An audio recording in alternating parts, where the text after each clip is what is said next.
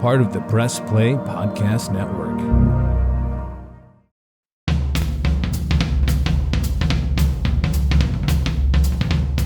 Hey everybody, it's your host, Don Mike Mendoza of Producing While Asian. Welcome to today's episode. Today we sit down with Giselle Töngi, a co-producer of the Broadway Tony Award-nominated musical Here Lies Love, as well as the executive director of Phil-Am Arts based in Los Angeles. She's not only a good friend, but she's also an amazing artist and somebody who started in modeling and is the epitome of the example of going from one art to the next and being somebody who is truly multifaceted and also is somebody who has a journey that I feel a lot of people could relate to. So I'm not going to give too much away, so I'd like you to just get right into the conversation, settle in, and enjoy today's conversation on Producing While Asian. Well, hi, G. It's so good to see you. Welcome to Producing While Asian. Hi, Don Mike. I miss you, and I'm so glad to finally be on your show. I know we've been trying to do this for a minute, but yeah, I think the last time I had an eye infection, so I couldn't, but thank you for being patient and following up. Of course, no worries. And I'm glad that we can sit and have a conversation because the last time I saw you in person was the craziness of closing and we were crying and it was not it's a mess, but all good. And we'll get into that a little later. But I'm really excited that you're here because it's just this show is just here to showcase people that I'm connected to who have something to say and have made an impact on the community that they're part of and the community we're part of together. And just to get people to hear your story for those that might not already know you. We're just going to start there. So can you tell our audience just a little bit about yourself in the arts and what got you into this industry and kind of what landed you here today as part of Phil-Am Arts? Yeah, so I mean, the trajectory of my career really started when I got discovered. I was at a nightclub in the Philippines called Faces. And I was a young model. I was 16 at the time. And a director came up to me saying, I just finished my directing course at NYU, and I'm directing a film about my mother, and I'd love for you to consider being part of it. And initially, I was like, I'm a model. I don't want to be an actor. And prior to that, I had no experience, no training whatsoever, except for, school plays here and there. And so initially I said, no, I'm a model. But I'm so glad the person I was speaking to knocked some sense into me. And this person continues to be my mentor till this day. And his name is Eric Kizon. And so Eric Kizon brought me to Regal Films to do a screen test for Mother Lily, who is the matriarch of Regal Films. And I, on the spot, got offered a 16-picture 4-year contract to star in films. I had never done any film work. I was only doing hosting here and there. I started hosting for a show called Mad, Martin After Dark, which was with Martin Rivera. So really, I got discovered in the Philippines at a discotheque called Faces.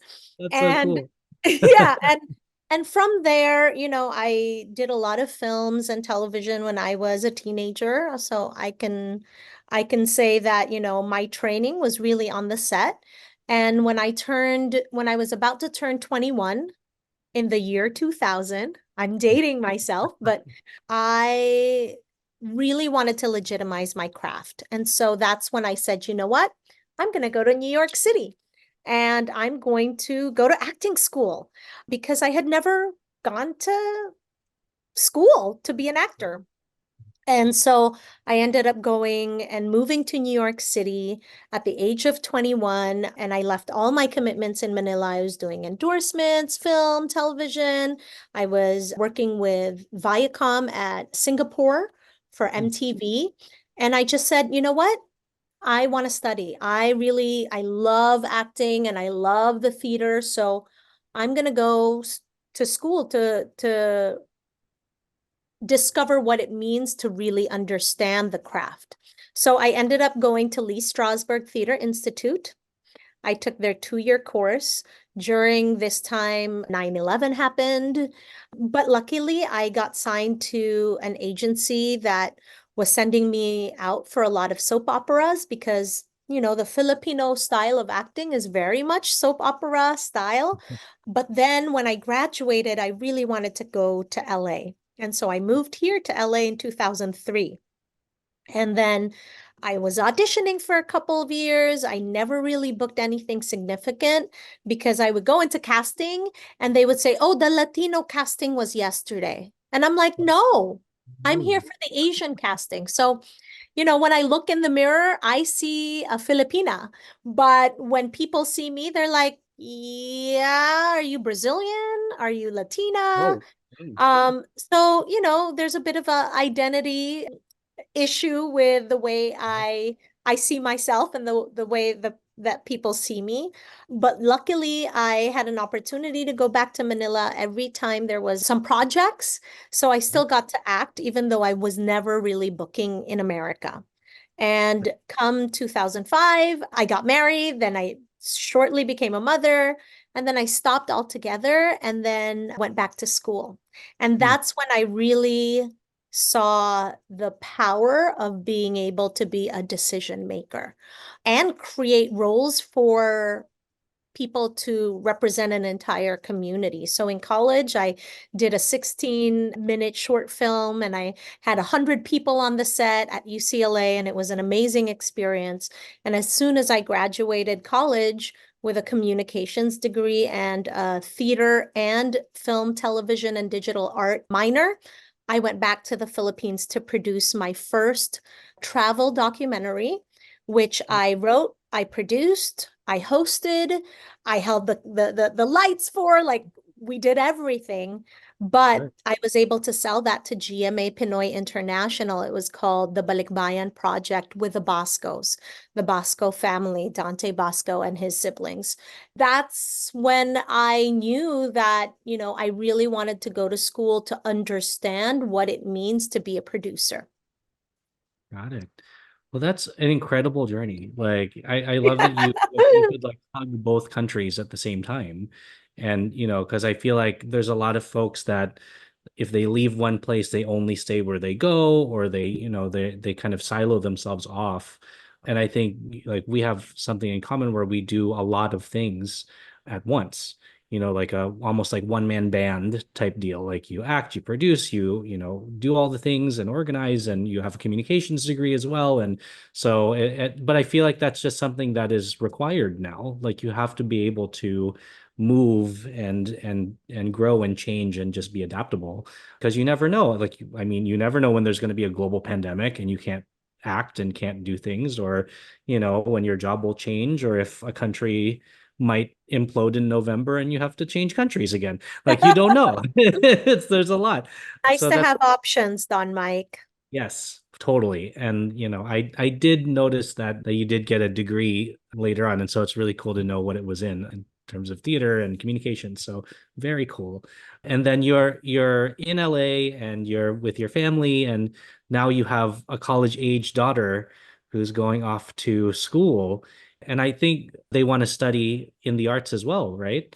Yeah, so I do have a non-binary child, and I'm learning every day what that means and what that means to them, especially with the pronouns. And it's interesting because, we live in a world where there is language now for people to identify with that I never had when I was growing up, right? But I think the arts is a significant part of my family's life. As early as I can remember, we've been going to the theater, and I've been lucky that way because when I moved back to the Philippines after graduating college, 2 years later, I thought I was going to be in the Philippines for good, right? Because I wanted my kids to learn Tagalog. That was important to me. But then there was an opportunity back in LA. A local television station at the time, KSCI, was looking for a host producer. And so because of that opportunity, I got to go back to LA in 2014 after moving there with 70 balikbayan boxes, thinking that was going to be it, right? With the two kids and my husband, only to find out that there was this opportunity for me back in LA. And when I returned back to LA, I wore a different hat. I was hosting a daily talk show called Kababayan Today. And because of it, I got press invites to all the theater that came to LA. And of course, my plus one was this little kid that got to experience what it was like to watch all this amazing theater, and also to be in a theater company, a children's theater company, where there weren't many males in the production. So my kid has been able to play traditional